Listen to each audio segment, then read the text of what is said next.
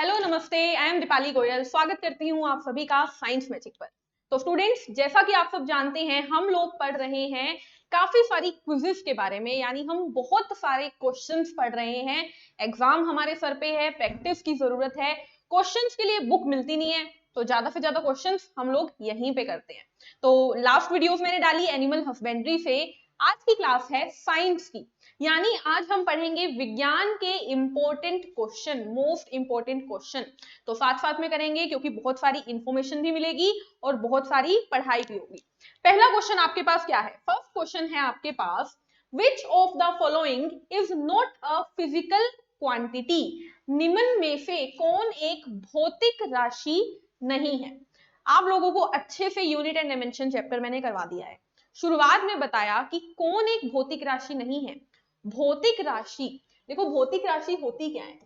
Which can be measured, जिसे मापा जा सके, ठीक है, यानी कि जिसे आप कैलकुलेट कर सके, ठीक है। जैसे कि मास, मास यानी द्रव्यमान। कोई चीज कितने किलो की है आप माप सकते हो? बिल्कुल माप सकते हो। तो मास क्या है? एक फिजिकल क्वांटिटी। समय, समय अभी क्या टाइम हुआ है भाई? टाइम देख सकते हो ना आप, तो समय क्या है? एक भौतिक राशि। एंगर यानी गुस्सा, क्या आप बता सकते हो आपको कितना किलो गुस्सा आ रहा है या कितना ग्राम गुस्सा आ रहा है? नहीं बता सकते। तो गुस्से को कभी भी मेजर नहीं किया जा सकता, गुस्से को कभी भी नापा नहीं जा सकता। तो गुस्सा क्या है? एक फिजिकल क्वांटिटी नहीं है।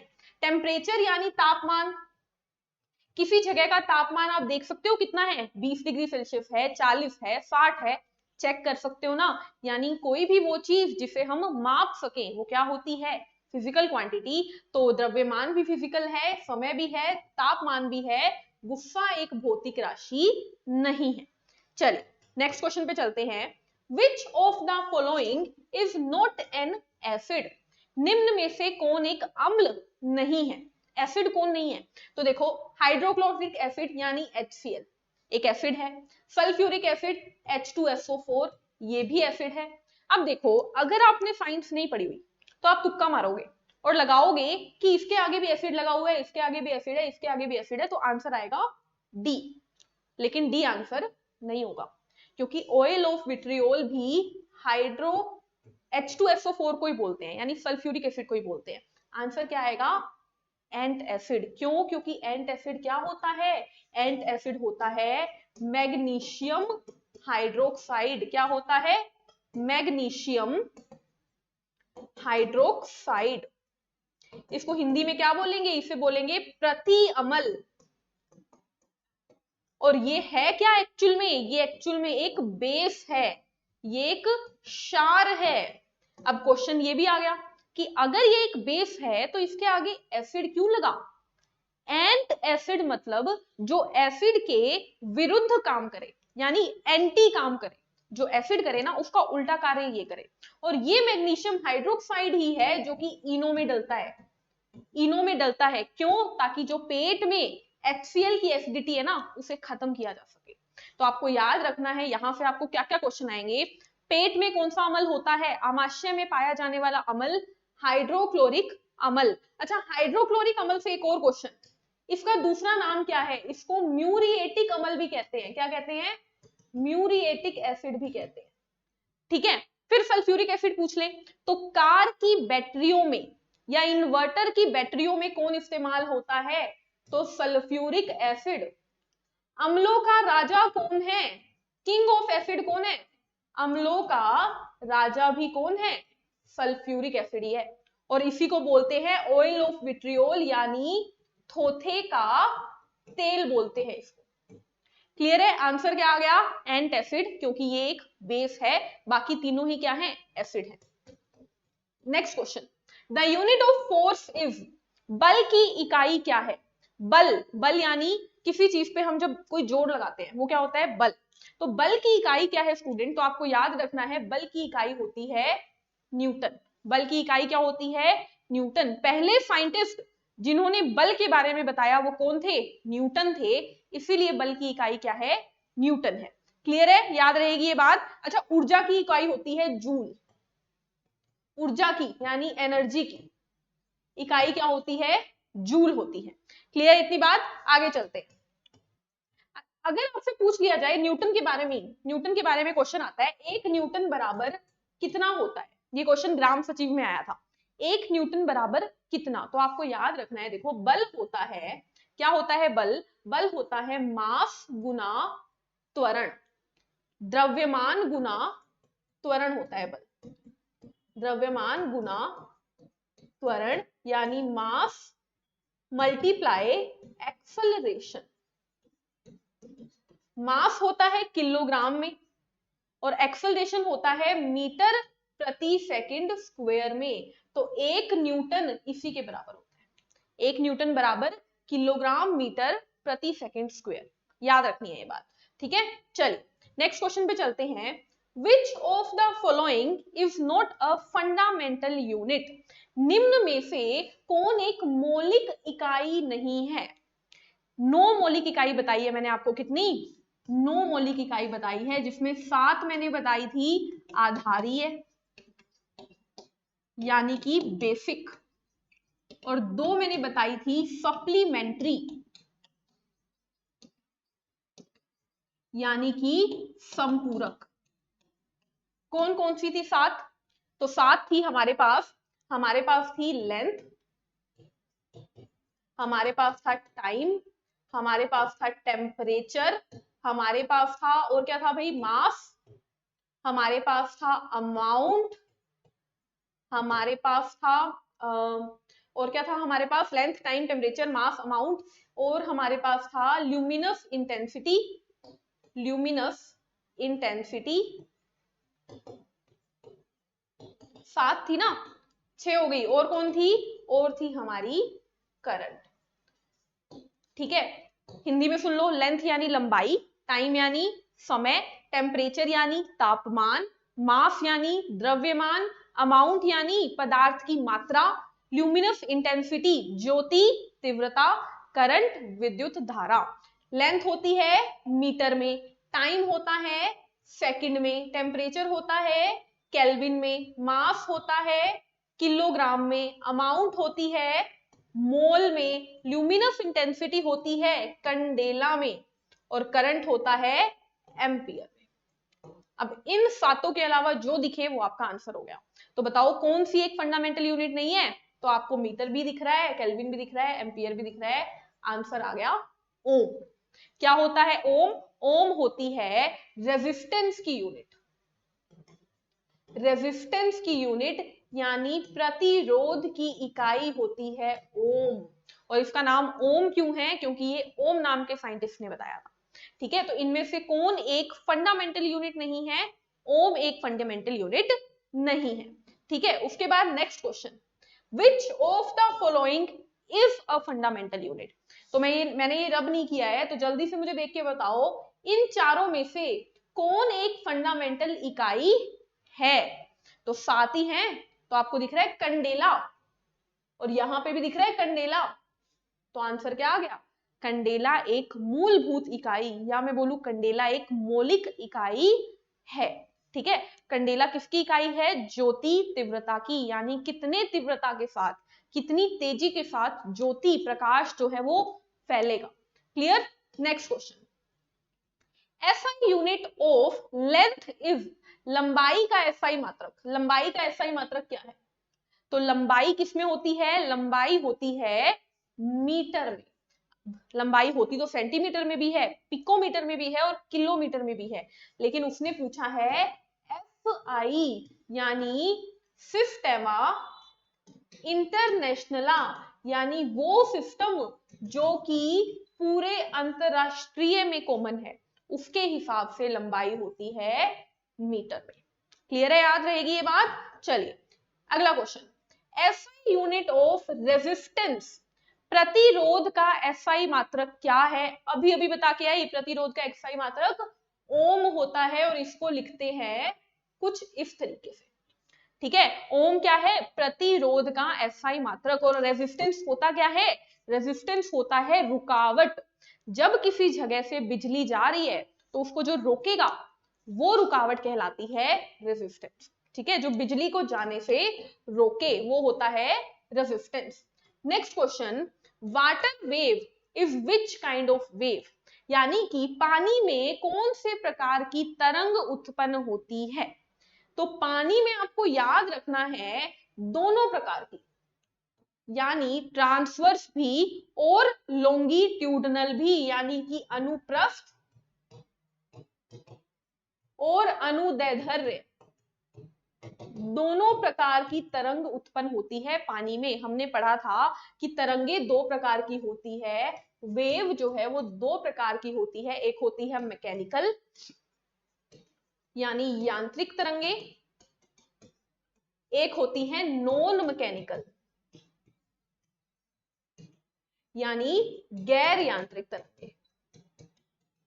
इसके अंदर हमने क्या पढ़ा था, हमने पढ़ा था यांत्रिक तरंगे वह हैं जिन्हें चलने के लिए माध्यम चाहिए, मीडियम चाहिए, और इन्हें नहीं चाहिए। यांत्रिक दो टाइप की होती है, एक होती है लॉन्गिट्यूड और एक होती है ट्रांसवर्स। और अगर पूछ लिया जाए कि पानी में कौन सी तरंग बनती है, तो पानी में लॉन्गिट्यूड भी बनती है, ट्रांसवर्स भी बनती है। ये टॉपिक बहुत डिटेल में पढ़ाने वाला टॉपिक है और इसकी डिटेल वीडियो मैंने अपने चैनल पे पहले से डाली हुई है, आप लोग वो देखिए और इसे रिवाइज करो क्योंकि ये बहुत बहुत इंपॉर्टेंट टॉपिक है। क्लियर है, वहां पे सब पता लग जाएगा आपको, अनुदैर्ध्य क्या होता है, अनुप्रस्थ क्या होता है। Next question, which of the following non-mechanical wave has more frequency? निम्न में से किस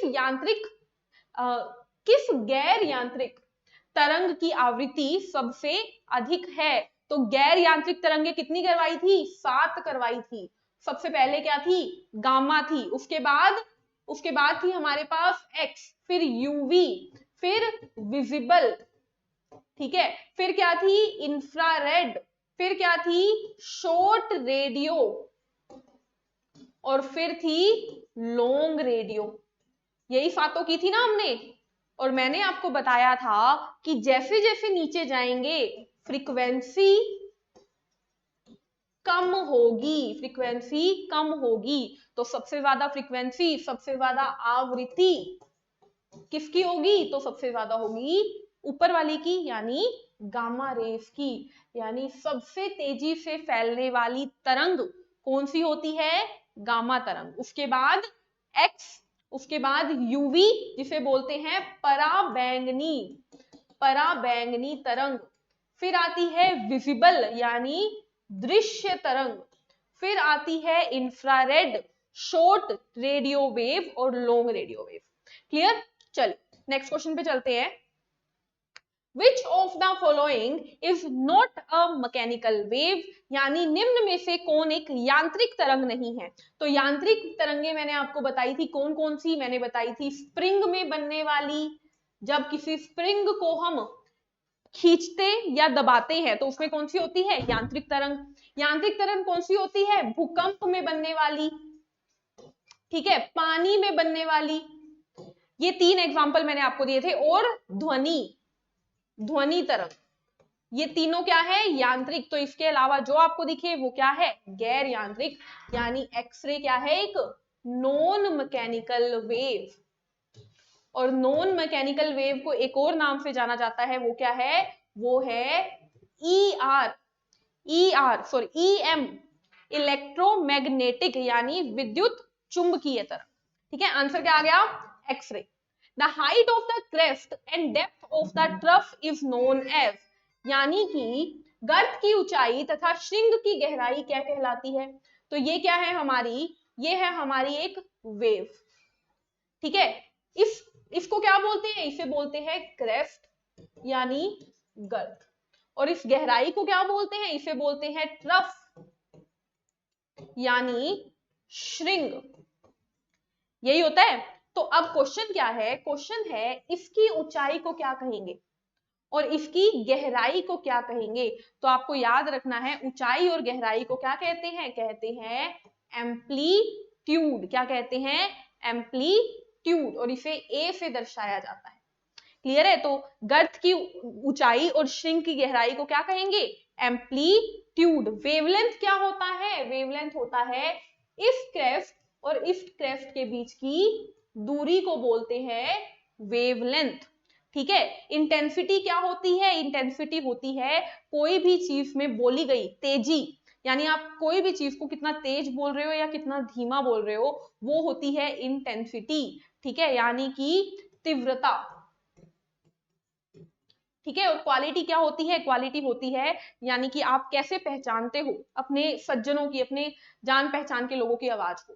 नेक्स्ट आता है स्पीड ऑफ लाइट इज, प्रकाश की चाल कितनी होती है? याद रखनी है, प्रकाश की चाल होती है 3 गुना 10⁸ मीटर पर सेकेंड। 3 इंटू 10⁸ मीटर पर सेकेंड होती है स्पीड ऑफ लाइट। याद रखनी है ये चीज। ठीक है, नेक्स्ट क्वेश्चन हमारे पास है, विच of the following instrument turns electric energy into sound energy? यानी उसमें आती क्या है? बिजली, लेकिन आपको मिलती क्या है? आवाज। तो कौन है जो बिजली की मदद से आवाज बनाता है? तो वो है लाउड स्पीकर। ठीक है, जैसे कि मैं कुछ बोल रही हूं, मैंने क्या दी? मैंने साउंड दी। अब ये मेरी साउंड इलेक्ट्रिक में कन्वर्ट होगी, कौन करेगा? मेरा माइक। ठीक है, तो माइक क्या करता है? साउंड को इलेक्ट्रिक में कन्वर्ट। लेकिन यही इलेक्ट्रिक आपके पास गई आपके फोन में, उस फोन ने क्या किया? उस इलेक्ट्रिक को बदल दिया फोन के लाउड स्पीकर ने और आपको आवाज दे दी। तो लाउड स्पीकर का कार्य क्या है? इलेक्ट्रिक एनर्जी को साउंड एनर्जी में बदलना। ठीक है, विद्युत ऊर्जा को ध्वनि ऊर्जा में कौन बनाता है? Loud speaker. और बल्ब, बल्ब क्या करता है? बल्ब क्या करता है? तो बल्ब को हम देते हैं क्या? Electric energy. ठीक है, इलेक्ट्रिक देते हैं, तो बल्ब दो काम करता है। एक तो हमें दे देता है लाइट यानी प्रकाश दे देता है, और दूसरा देता है हीट यानी उष्मा, क्योंकि बल्ब जब जगता है तो वो गर्म हो जाता है। तो बल्ब क्या होता है? बल्ब को हमने दी बिजली, लेकिन उसने हमें क्या दी? रोशनी और गर्मी, हीट दी। ठीक है, तो बल्ब दो काम करता है। Next, ultrasonic waves are discovered by, पराश्रव्य ध्वनि तरंगों की खोज किसने की? तो पराश्रव्य ध्वनि तरंगों की खोज किसने की थी? गाल्टन ने की थी। कैसे की थी? उसने एक सीटी बनाई थी। क्या बनाई थी? एक सीटी। कौन सी होती है अल्ट्रासोनिक वेव? तो वह तरंगे जिसकी फ्रीक्वेंसी, जिसकी आवृत्ति 20,000 हर्ट्ज से ज्यादा वाली हो।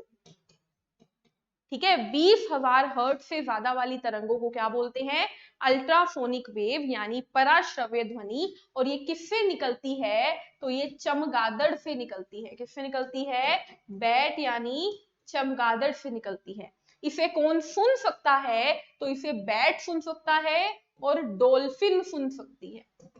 ठीक है, निकलती किससे है? चमगादड़ से। सुन कौन सकता है? चमगादड़ और डॉल्फिन। बहुत तेज फ्रीक्वेंसी वाली होती है ultrasonic wave. Next question, intensity of sound depends on, यानी कि ध्वनि की तीव्रता किस पर निर्भर करती है? यानी आपने जो बोला है वो आवाज, पहले तो आपको मैं यही बता दूं तीव्रता क्या होता है, कि आवाज तेज है या धीमी है। यानी आपकी आवाज लाउड है या डल है। ठीक है, धीमी सी, या तो आप धीरे से बोल रहे हो या आप तेज बोल रहे हो। तो तेज और कम होना होती है इंटेंसिटी, और ये निर्भर किस पे करती है? तो ये एम्पलीट्यूड यानी आयाम पर निर्भर करती है। ठीक है, दो ही चीजें याद रखनी है। देखो, निर्भर पे दो ही क्वेश्चन आएंगे। इंटेंसिटी किस पे डिपेंड करती है? आयाम पर। और पिच किस पे डिपेंड करता है? यानी तारत्व किस पे डिपेंड करता है? मतलब आवाज पतली है या भारी है, ये किस पर निर्भर करता है? तो ये डिपेंड करता है फ्रीक्वेंसी पर। दोनों चीजें लिख लो, दोनों क्वेश्चन आ सकते हैं। क्लियर है? चलिए next question, which of the following has maximum speed of sound? निम्न में से किस में ध्वनि का वेग सबसे ज्यादा होगा? तो आप अपनी एक क्या करो, एक लोहे की रोड लो। ठीक है, उसमें आप तेज से बोलो। पानी लो, पानी में मुंह डुबो के तेज से बोलो, और ऑक्सीजन में बोलो नॉर्मल। किसमें आवाज तेज सुनाई देगी? तो आप देखोगे कि सॉलिड में हमेशा आवाज तेज होती है, ठोस में आवाज हमेशा तेज होती है। तो अगर ऑप्शन में ठोस, द्रव्य और गैस हो, आप क्या लगाओगे? ठोस। ठीक है, तो ध्वनि सबसे तेज कहां पर चलती है? ठोस में चलती है। ठीक है, ऑप्शन 4 आपको प्लाज्मा दिख रहा है। प्लाज्मा के बारे में एक इंपॉर्टेंट बात, कि मैटर जो होता है, पदार्थ जो होता है, उसकी फोर्थ स्टेट होती है प्लाज्मा, चौथी अवस्था होती है प्लाज्मा। ठीक है, पांचवी कौन सी थी? तो वो आगे आएगी। On increasing temperature speed of the sound, तापमान बढ़ाने पर ध्वनि की चाल। तो जितना ज्यादा तापमान, देखो जब भी गर्मी होती है, एक तो होती है गर्मी, गर्मी में हम क्या करते हैं, जब भी गर्मी आती है ना तो हम एक जगह पे टिक के नहीं बैठ पाते, कभी यहाँ कभी वहां, उफ गर्मी करते रहते हैं। और सर्दियों में हम सोचते हैं बस एक जगह पे ना जकड़ के बैठ जाओ। बस ऐसा ही है, गर्मियां हैं, टेम्परेचर ज्यादा है, टेम्परेचर ज्यादा पे जब हम ही इतना नाचते हैं तो जो पार्टिकल्स होते हैं ना वो भी नाचते हैं, और जब पार्टिकल्स पहले से ही नाच रहे हैं तो वो और ज्यादा कंपन करेंगे, और ज्यादा वाइब्रेशन करेंगे, ज्यादा वेव बनाएंगे। तो जब भी टेम्परेचर ज्यादा, तब तब साउंड भी तेजी से मूव करेगी। और साथ में याद रखना, जब जब ह्यूमिडिटी ज्यादा, यानी जो मॉइस्चर आ जाता है ना, नमी जो होती है वो ज्यादा, तब तब साउंड भी तेजी से चलती है। ठीक है, और एक और चीज, प्रेशर, प्रेशर यानी दाब का साउंड पर कोई प्रभाव नहीं है। प्रेशर ज्यादा हो कम हो ध्वनि को कोई फर्क नहीं पड़ता, वो वैसे ही चलती है। ठीक है, तो आंसर क्या आएगा, टेम्परेचर बढ़ने पर वेग भी बढ़ जाएगा, इंक्रीज हो जाएगा।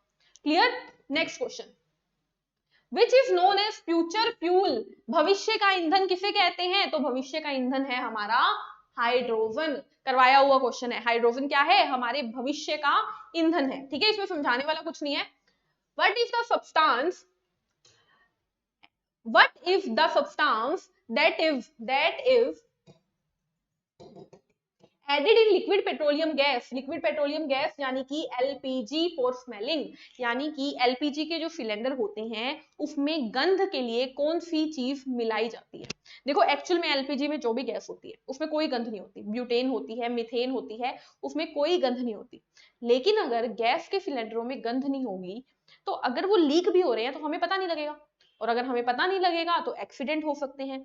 इसीलिए उसके अंदर एक और सब्सटेंस डाला गया जो कि उसे गंध दे, यानी उसमें से स्मेल क्रिएट करे। वो सब्सटेंस था इथाइल मरकैप्टेन।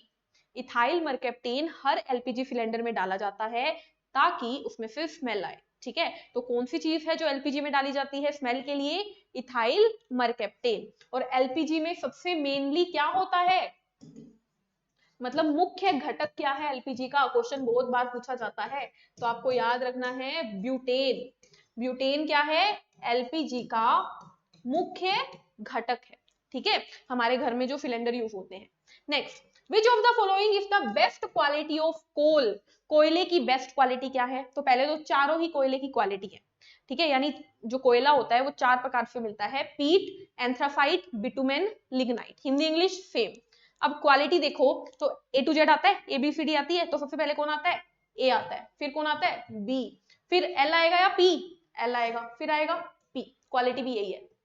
सबसे अच्छा होता है एंथ्रासाइट, उसके बाद होता है बिटुमेन, उसके बाद होता है लिग्नाइट, उसके बाद होता है पीट।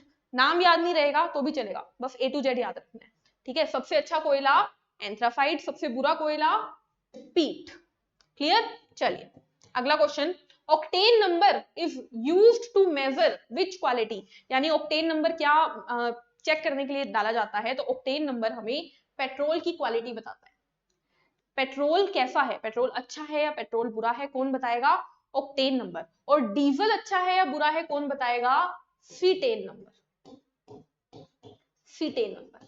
ठीक है, तो ये क्वेश्चन पूछा जा सकता है कि सीटेन नंबर हमें क्या बताता है कि डीजल कैसा है, ऑक्टेन नंबर हमें क्या बताता है कि पेट्रोल कैसा है। क्लियर है।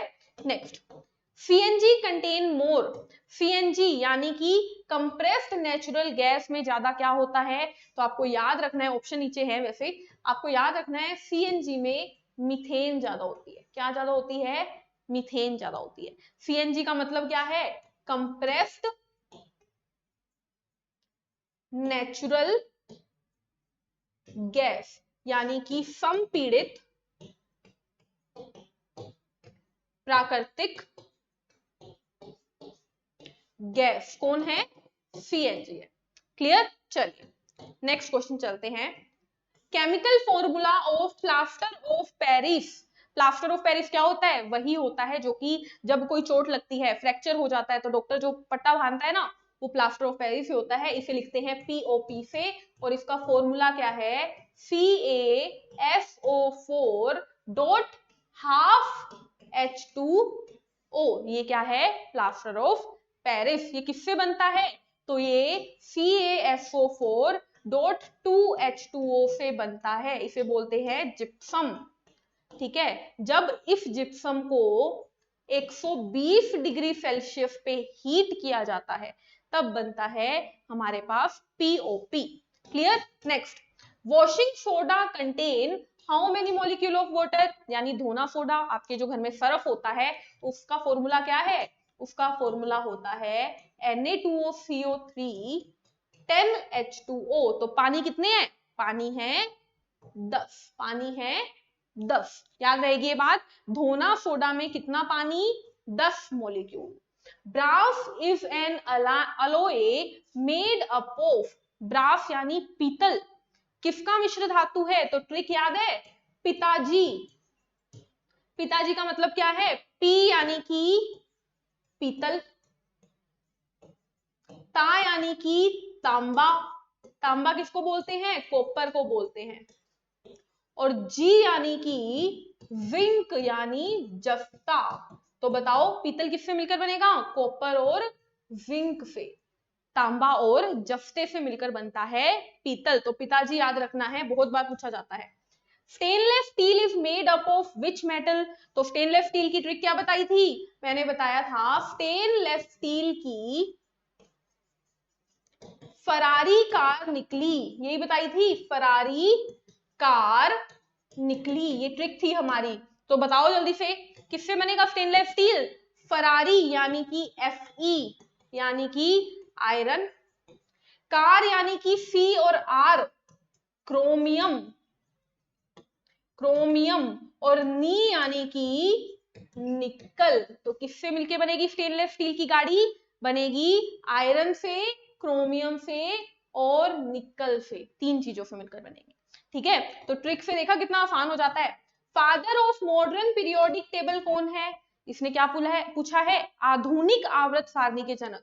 तो आधुनिक के कौन थे, मोजली थे। मोजली कौन थे, आधुनिक आवर्त सारणी के जनक। आधुनिक आवर्त सारणी जिसके अंदर 118 तत्व हैं और 18 समूह हैं, ठीक है, वो क्या है, आधुनिक आवर्त सारणी। ठीक है, next, which scientist connected the chemistry with music, यानी कौन से वैज्ञानिक ने संगीत से रसायन विज्ञान को जोड़ दिया। तो याद है आप लोगों को न्यूलैंड, उन्होंने बोला था जिस तरीके से संगीत में 7 स्वर होते हैं, ठीक है, सा रे गा मा पा धा नी, 7 स्वर होते हैं, उसी तरीके से मैं केमिस्ट्री डिफाइन करूंगा कि तत्व होते हैं। ठीक है, तो न्यूलैंड ने क्या किया था, केमिस्ट्री को म्यूजिक से जोड़ा था। Next, conversion of gas into solid, यानी जब गैस को डायरेक्टली सॉलिड में बदला जाता है इसे क्या कहते हैं, तो याद रखना है, इसे कहते हैं डिपोजिशन। क्या कहते हैं, डिपोजिशन। एक गैस उड़ रही है, वो उड़ती उड़ती इकट्ठी होने लग जाती है और बना देती है एक ठोस पदार्थ। और अगर मैं बोलूं सॉलिड को गैस में बदलना, तो आपको याद रखना है सब्लिमेशन। सब्लिमेशन, उधर्वपातन। जो कपूर की गोली होती है, कपूर की गोली होती है, उसका काम क्या होता है, या जो हम सर्दियों में कपड़ों के बीच में डालते हैं नेप्थलीन की गोलियां, उनका काम क्या होता है, होती है वो ठोस, लेकिन बाद में क्या होता है, उसका कोई पानी तो नहीं मिलता ना हमें, वो उड़ जाती है। यानी सॉलिड डायरेक्टली किसमें बदल गया, गैस में। क्या होता है, सब्लिमेशन। लास्ट क्वेश्चन है हमारे पास, बीईसी क्या है, तो बीईसी है हमारी फिफ्थ स्टेट ऑफ मैटर, यानी पदार्थ की पांचवी अवस्था। पदार्थ की पांचवी अवस्था है बीईसी, और इसकी फुल फॉर्म क्या है, जल्दी से बताओ, इसकी फुल फॉर्म है, देखो किसने खोजी थी ये, तो बोस ने खोजी थी, सत्येंद्र नाथ बोस ने खोजी थी। बोस की मदद किसने की थी, आइंस्टाइन ने की थी। ठीक है, और ये कैसी अवस्था है, एक संघनन अवस्था है, यानी कंडेंसेशन क्या है, स्टेट है। यानी इसको हिंदी में क्या बोलेंगे, इसको बोलेंगे बोस आइंस्टाइन संघनन अवस्था। तो याद रहेगी, पदार्थ की 5 अवस्थाएं होती हैं। पहली सॉलिड यानी ठोस, दूसरी लिक्विड यानी द्रव, तीसरी गैस, चौथी प्लाज्मा और पांचवी बोफ-आइंस्टाइन संघनन अवस्था। यहाँ पर हमारे साइंस के 30 क्वेश्चंस होते हैं खत्म और आज की क्लास भी होती है खत्म। आई होप आप लोगों को क्विज जो है वो समझ में आई होगी। कोई डाउट हो तो कमेंट कर सकते हैं। मिलते हैं नेक्स्ट क्लास में, तब तक के लिए चैनल को लाइक कीजिए, शेयर कीजिए, सब्सक्राइब कीजिए, टेलीग्राम चैनल को ज्वाइन कीजिए। Take care, thank you, bye bye.